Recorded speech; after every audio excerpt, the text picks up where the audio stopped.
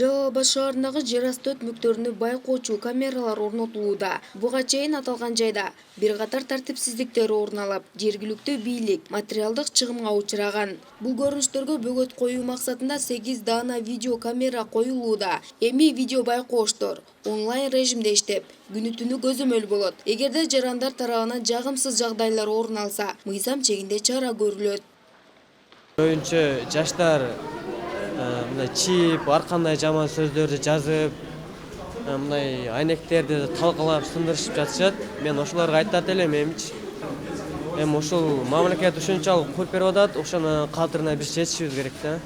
Ошондуктан колдон келишинче өзүбүздү канчалык жакшы карагандай эле ушу мамлекет салып берип аткан, куруп берип аткан нерселерди эле ушундай жакшы карашта мен ошолордон сурам берет элем да, ушул жазгандаргачы. Мына өтмөктүн болгону эсе жакшы болду. Жаш баласы барлар, карыялар машинеден коркпой өтүп атат. Жаштардан дагы, чоңдордон дагы шаарыбыздын кооз болушуну, салым кошушуну суранамын.